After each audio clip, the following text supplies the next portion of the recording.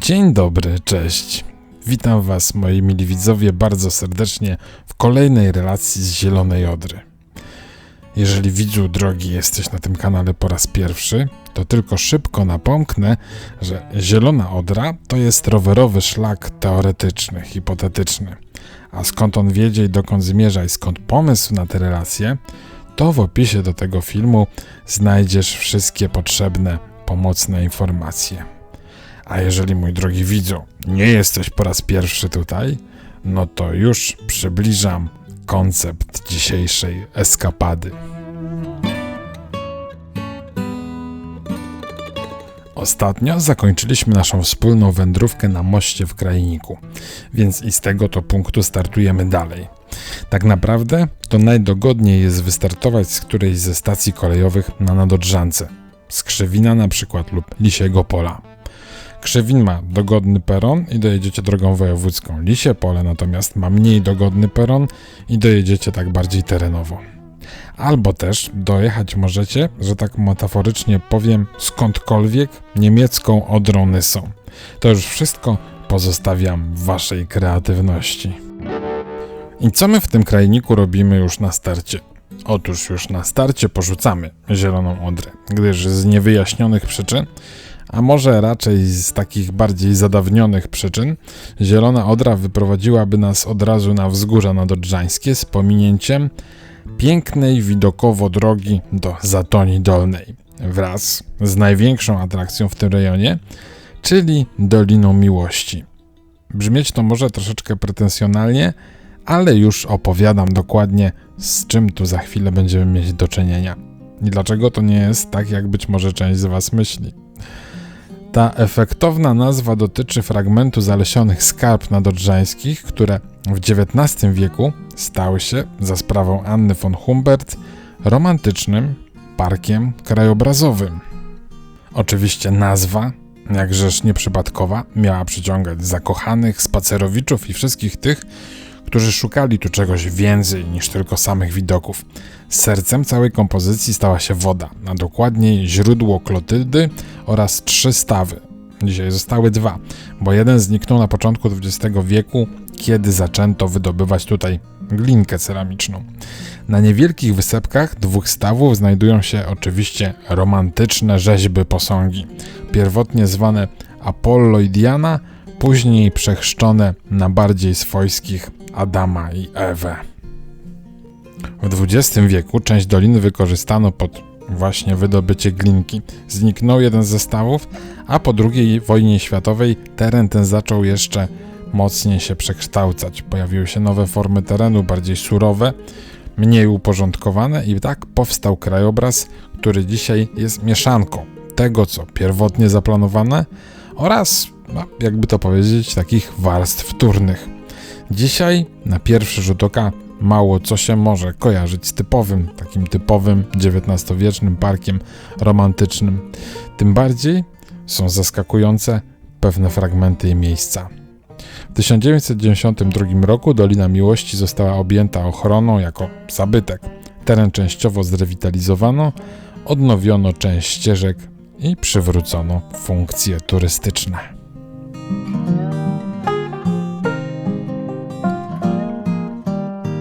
Przespacerowanie całości może zająć, tak bez biegania, to może i ze 2 godziny i więcej. Na rowerze typu MTB, bo miękkie przełożenia będą tutaj odgrywać kluczową rolę, z takim napędem odwiedzenie takich 3 charakterystycznych miejsc, czyli Wzgórza Baszta, Stawów i Wzgórza Pamięci, zajęło mi tak około godzinki, oczywiście z małymi filmowymi odpoczynkami. Kilometrowo nie jest to dużo, ale musimy się wspiąć dość stromo od poziomu Odry do wysokości około 90 metrów nad poziomem morza. Tak więc podjazd lub ewentualny wypych, spacer z rowerkiem to jednak jest po prostu pod górę tempo pieszego, a i przemieszczając się z należytą ostrożnością w dół, nie rozwijajmy nadmiernej prędkości. Oczywiście, żeby w pełni porozkoszować się wszystkimi zakątkami Doliny Miłości, najlepiej jest zaparkować gdzieś na dole i po prostu zwiedzić całość pieszo.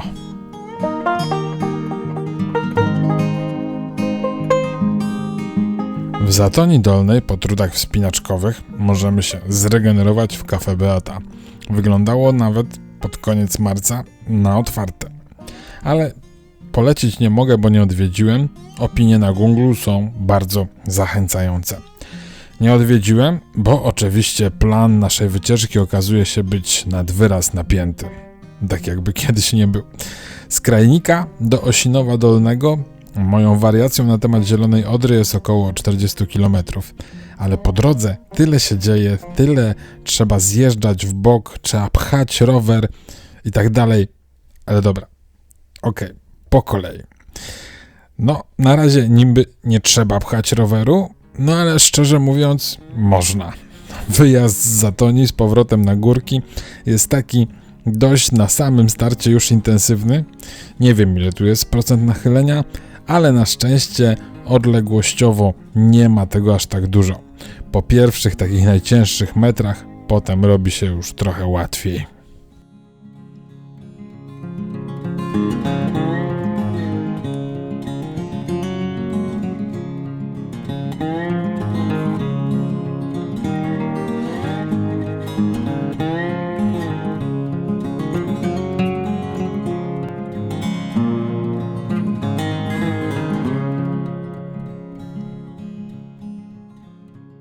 No i od tego miejsca wracamy na Zieloną Odrę. Taką, jaką mapa pokazuje, czyli na drogę Krajnik-Piasek. Jest trochę góra-dół, ale już nie jest morderczo. Bardziej co dzisiaj daje się we znaki, to wiatr, który ma tę dziwną tendencję do wiania z południa akurat w te dni, które wybieram się w te rejony, żeby przemieszczać się w górę Odry.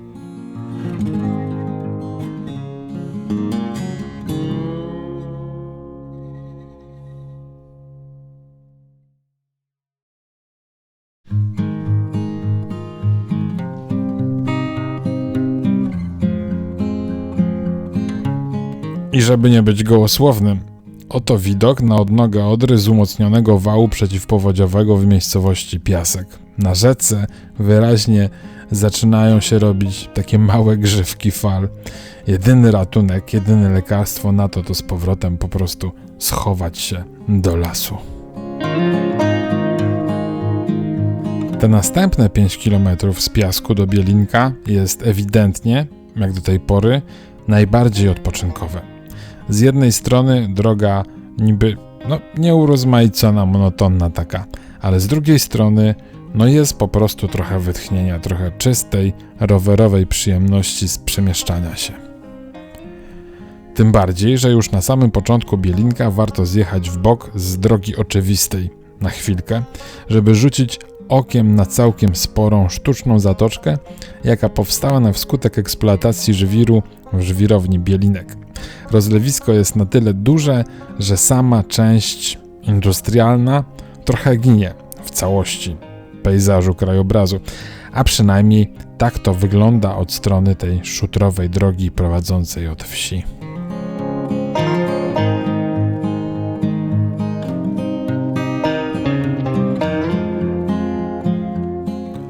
No, ale w Bielinku nie tylko ten jeden zjazd w bok na nas czeka, albowiem zamiast podążać drogą oczywistą i za wskazaniami hipotetycznej Zielonej Odry, warto tu zjechać do rezerwatu Bielinek, a dokładniej w kierunku jego, jakby to powiedzieć orograficznie, podnóży. Tak więc kierujemy się najpierw we wsi na kościół, a za kościołem już widzimy, już wiadomo, że będzie wyboiście. Mijamy lamy, tak, i taką oto drogą z Płydy docieramy do podnóża Skarp Odrzańskich, które w tym miejscu ponownie przybierają bardzo strome, polodowcowe formy.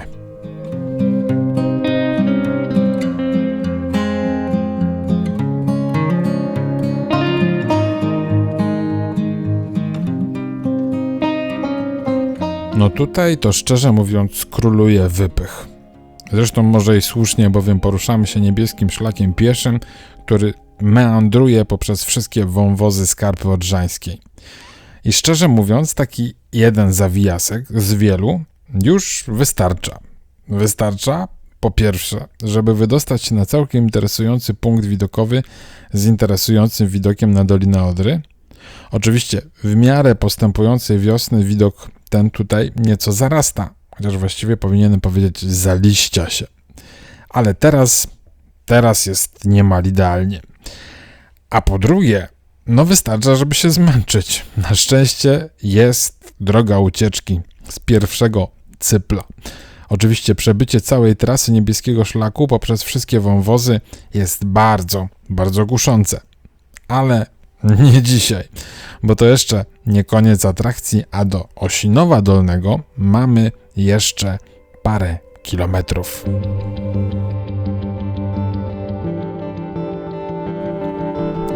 Na szczęście najbliższe parę kilometrów to asfalt o wyśmienitej jakości. Jest to droga wojewódzka, więc może czasami tutaj ruch jest nieco bardziej intensywny niż teraz, ale szczerze mówiąc, chyba jakiegoś szczególnego tłoku to tutaj nigdy nie ma. I też nie ma chyba zbytnio miejsc, gdzie mógłby się kierować jakiś taki bardziej ruch ciężarowy. Nie wiem. Więc tak, na pierwszy rzut oka teraz wojewódzka, ale taka dość spokojna. I w takim też gładkim, potoczystym klimacie zjeżdżamy z ostatnich dzisiaj górek na nadodrzańskie łąki w okolicach Lubiechowa Dolnego.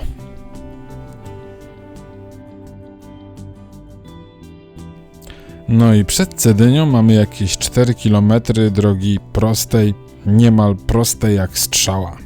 I no właśnie, tutaj wiatr jest królem, tutaj wiatr jest wszystkim. Jak kierunek wam nie podpasuje, to robi się z tego 4-kilometrowy podjazd. No ale wystarczy za bardzo się jakoś nie szarpać i jakoś to zleci. A sama Cedynia zaskakuje, to znaczy zaskoczyła mnie od razu tym wjazdem na ciąg pieszo-rowerowy. Może zaskoczenie się wzięło stąd, że przez ostatnie jakieś 30, a nawet licząc dojazd od stacji kolejowej w Krzywinie więcej niż 30 km, przez cały ten odcinek nie było ani metra infrastruktury rowerowej. W każdym bądź razie, jadę tak, przypominam sobie o przystankach zaplanowanych, tutaj w okolicy, Góra Czcibora, cedyńskie wrzosowiska i tak pomału zaczyna do mnie docierać, że nic sobie nie przygotowałem w samej Cedynii. Ale to chyba nic straconego. Podpowiedzcie, moi mili widzowie, proszę, w komentarzach, o co warto by było zahaczyć w Cedynii, na przykład następnym razem, bo w następnej relacji o Zielonej Odrze, jeżeli podpowiecie, co przegapiłem tutaj, to następny odcinek z dojazdem od kolei można by było zacząć od właśnie nieco pominiętej Cedynii właśnie. No dobra. To jak sumienie już nieco uspokojone, to mogę już cisnąć drogą rowerową w stronę Osinowa, ale jeszcze z 2 przystankami po drodze. Pierwszy z nich to rezerwat cedyńskie wrzosowiska i trochę to wygląda tak niepozornie na pierwszy rzut oka. Albo pora na wrzosy zbyt wczesna. Prawdę mówiąc, to totalnie nie wiem, kiedy kwitną wrzosy, bo może kwitną jesienią. Ale teraz to wygląda trochę tak pustynno-piaszczyście. No, może z tym pustynno to trochę przesadziłem, ale tak nieco sawannowo to na pewno. W każdym bądź razie, trochę piachu do przerycia się jest, więc odpuszczam. Może to błąd, bo najwyższy punkt tutaj jest wyższy niż sąsiadująca Góra Czcibora, a chyba jest bezleśny, więc widok może być całkiem godny, być może nawet lepszy od tego czciborowego. Zatem do obadania następnym razem. No właśnie, Góra Czcibora. Takie miejsce bardziej pocztówkowe albo bardzo pocztówkowe, to znaczy mam takie wrażenie, że pocztówkowe, ale z poprzedniej epoki, bo ta obecna epoka za ową pocztówkowością jakby trochę nie może nadążyć. Cóż to za przemyślna strategia nakazała projektantom lub projektantowi zakończyć drogę dla rowerów na 100-200 metrów przed parkingami przy Górze Czcibora? Domyślam się oczywiście konceptu. Rowerzysta jadący od strony Cedynii zjechać ma tam sobie w tamtym miejscu na lokalną drogę nad Brzeg Odrzański. No i co? Na tych 150 metrach można było przyoszczędzić, bo jak będzie chciał podejść pod górę Czcibora, to sobie rower i tak podprowadzi. A może w ogóle warto było jednak wydusić trochę więcej grosza, wysupłać z trzosika i dociągnąć ten, nie wiem ile jest, kilometr lub 2 do Osinowa, do mostu, żeby to jakieś transgraniczne ręce i nogi miało. Być może jest w planach, nie wiem, pewnie na 2040 rok. Stylizowana palisada słowiańska ze strażnicą, taką wieżyczką, nie wiem jaka jest fachowa nazwa tego, bardzo fajna. Z tym, że palisada robi zawódcę, bo jeżeli wzrok mnie nie myli, to w okolicy tejże atrakcji jednak miejsca historycznego lub też symbolicznie historycznego nie ma bodaj jednego nomen omen symbolicznego toj-toja. Są wiatki, miejsca grillowe, a nawet jakieś takie, jakby to nazwać, urządzenia zabawowe dla dzieci. Ale papieżaki można tylko zagrzebać za słowiańską palisadą. Dobra, okej, dość wyzłośliwiania się. Wejdę sobie po 270 schodkach, to mi przejdzie ten grymaśny humor. No ale jak się historia tego miejsca w skrócie przedstawia? W trakcie prac archeologicznych znaleziono w okolicy paleniska, które można było datować na lata 920-970. Mogły one bowiem posłużyć wojom Czcibora, brata Mieszka I, w trakcie toczonych tutaj walk. Według kroniki Tietmara Czcibor natarł tutaj na margrabiego Chodona, doprowadzając tym manewrem do zwycięstwa nad Marchią Łużycką w bitwie pod Cedynią. W 1000. rocznicę owej bitwy postawiono obelisk o wymownej nazwie Pomnik Polskiego Zwycięstwa nad Odrą.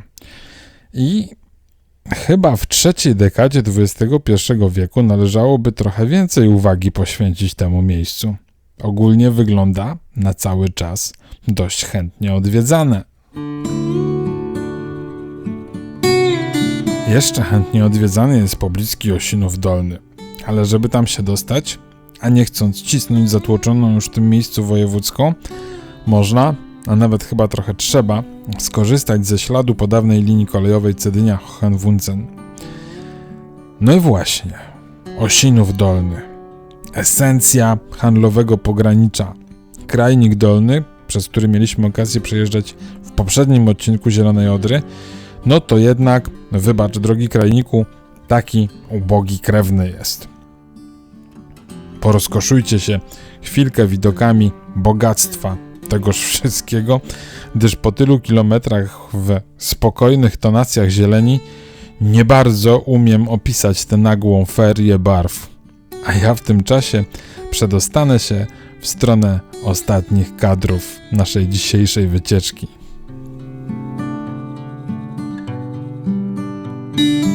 42 kilometr od mostu w Krajniku.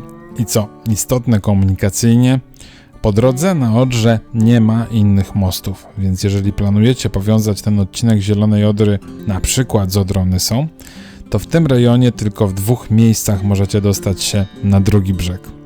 Ale też możecie skorzystać z wyśmienitej jakościowo R20, drogi dla rowerów, która bez przerw w swej ciągłości doprowadzi Was do linii kolejowej, stacji kolejowych, na przykład w Gotkowie, tylko baron tam jest niski, uprzedzam. Tak więc powiązanie tej relacji z dalszymi kawałkami, etapami pozostawiam już Waszej kreatywności. No chyba że planujecie od razu jechać dalej Zieloną Odrę w górę rzeki.